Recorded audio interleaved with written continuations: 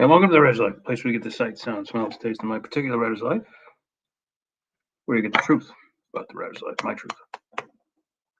Subscribe if you haven't already. Punch the like button. Tap the bell for notifications so that you don't miss out on one single uber exciting video. And don't forget to go to vinzandry.com, to catch all the new thrillers. Some of them, a couple of them right there. Tomorrow, the Moonlight Falcon will be released. It's like the 20th book in the Dick Moonlight PI series, maybe more. This one's coming out from Down and Out Books. So I'm excited for that. We have some pre-orders on the books already, and I can't even really remember writing that one. I wrote it last year, I think at the beginning of this year, actually. I used some of my construction background knowledge on that one.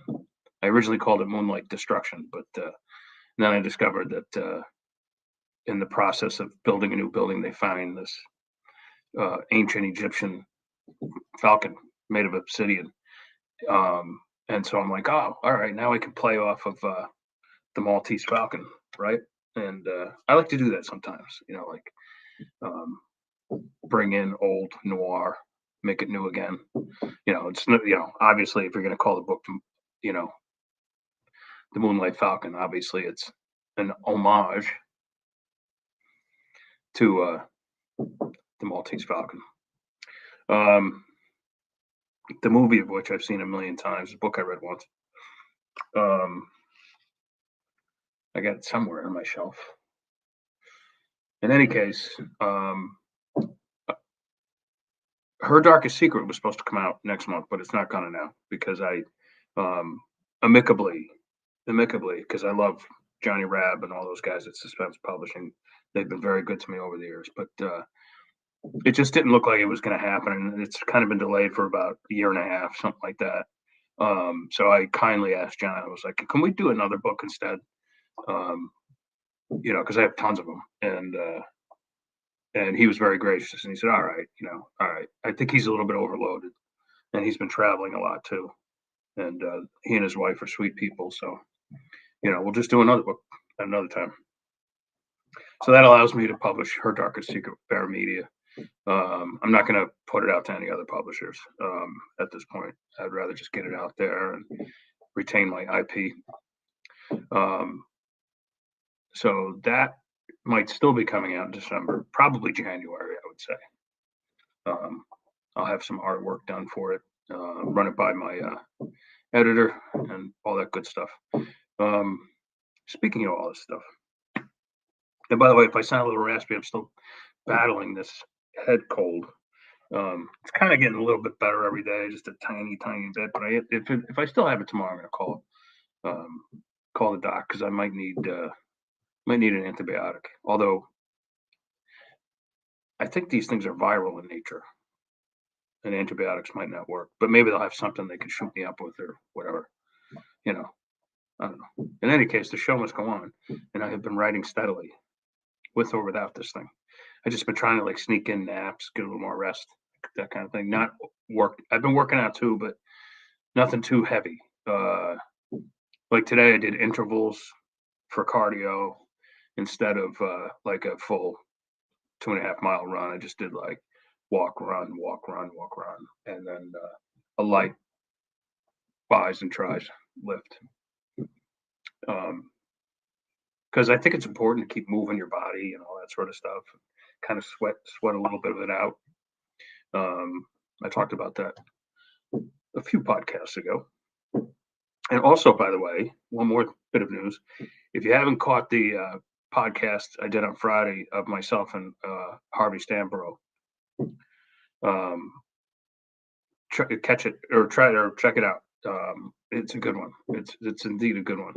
And Harvey has a house in southern Arizona, and he writes in what he calls the hovel.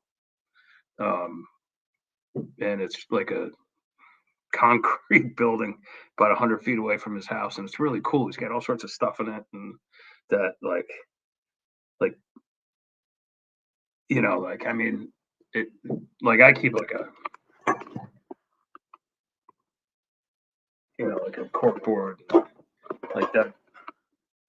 For that scary mask, I got that in West Africa when I was doing some journalism over there for RT, and all the uh, all the Christian missionaries were yelling at me for buying it. They're like, it's evil, it's got spirits, it's got voodoo spirits in it, because that's like the voodoo capital of the world, right? But I'm like, I don't believe in that hocus pocus. So anyway, but Harvey's got all sorts of cool artwork and trinkets and like just cool stuff. He's got both his computers set up, and so it's got his little military base going in there. It's like his little headquarters. It's kind of cool. And he says sometimes he goes in there at like 3 a.m. Doesn't come out till 4 p.m.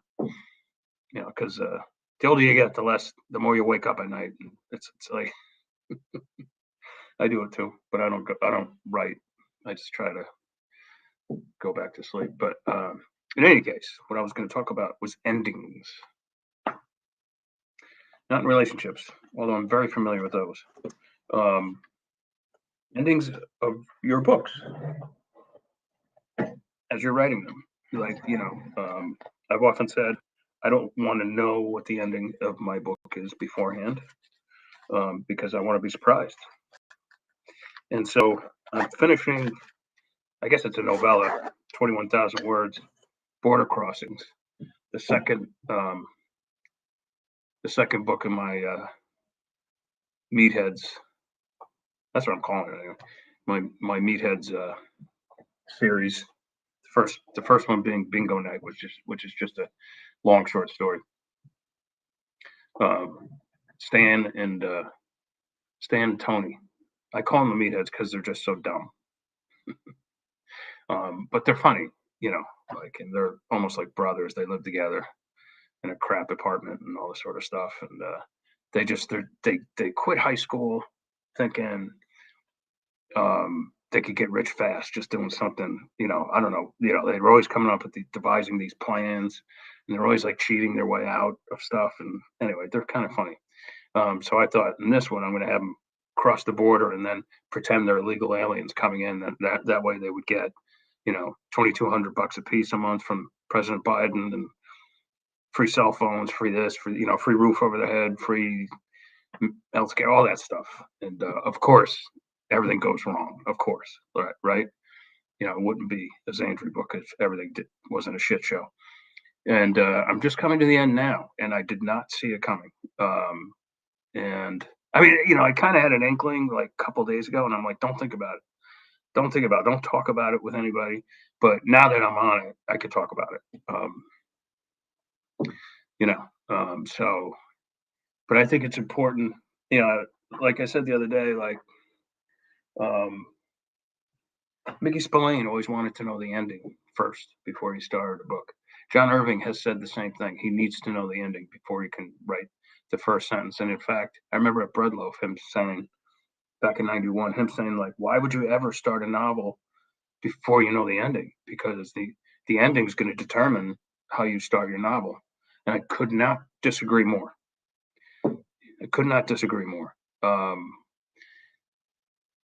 Life isn't like that. I have no idea how my situation is going to end one day, hopefully way in the future. And, life isn't, that's not life. You don't know what the hell's coming at you. Sometimes you can only make plans and hope for the best. And so like everything is unpredictable for the most part. You never know what's going to happen. I could walk outside right now on my afternoon walk and get hit by a bus or a meteor. A tiny meteor could shoot out of the sky and like blow through my head. Who knows? Like I said the other night, I was standing outside drinking beer, listening to the news, and like this truck comes speeding up the road, hits another car, veers off, and then boom, flies into a tree. I was talking to a local cop about it while I was jogging yesterday, and he said, "Yep, he got a DWI." He said, but not. it was a pretty nasty collision, and they shut down the road even. And but he said that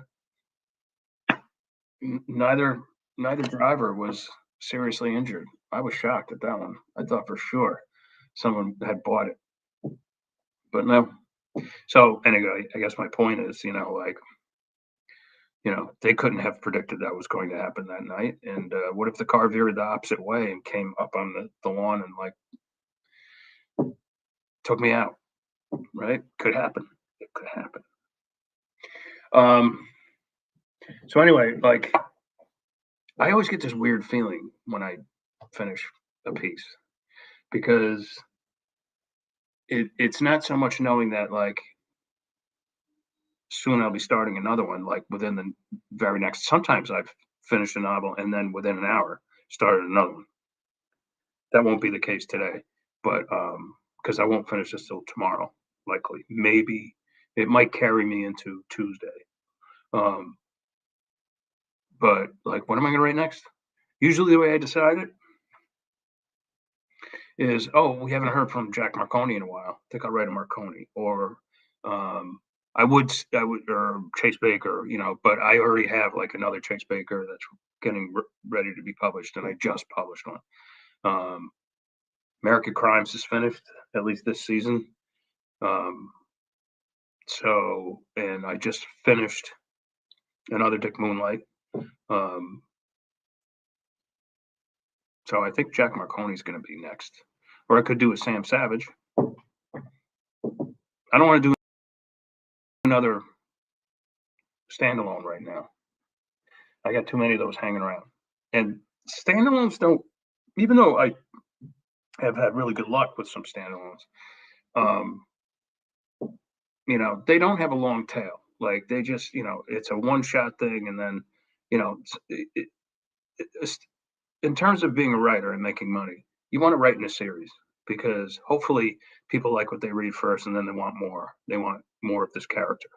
And that's what it's all about. But with standalones, you don't have that luxury, right? It was weird because when I was with Thomas and Mercer, they were like, "We just want you to write standalones." I'm like, "Oh, really? I'd rather write a series." And they're like, "No, we just want you to write standalones." I was like, "Okay, if you're gonna pay me, all right, that's cool." So anyway, I don't know what I'm gonna be starting next. You'll be the first to know, though. This has been a blast writing this one. Um, Third person. There's comedy in it. Not too much comedy, but quite a bit.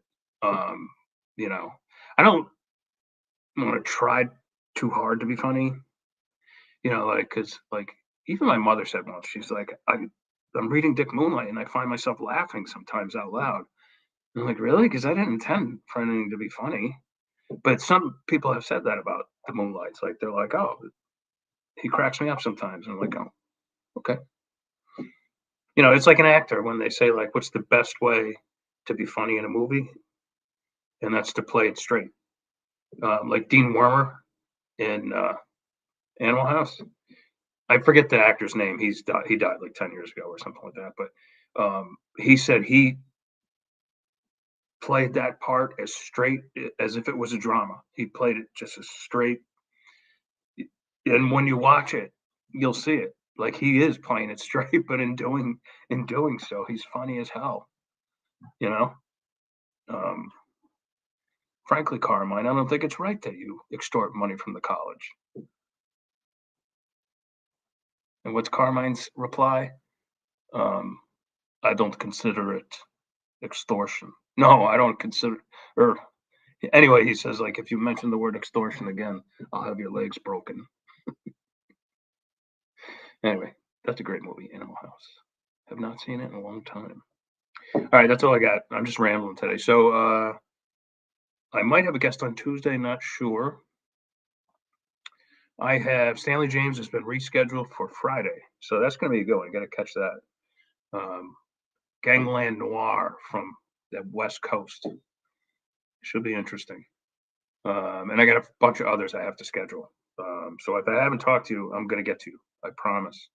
And I hope nobody's watching this right now because it's a beautiful day out. I mean, I don't know what it's like in the other parts of the world, but okay, good. Everybody's out doing something on a Sunday. Maybe watching football. All right, I will catch you guys tomorrow. probably, God willing. And ciao, ciao.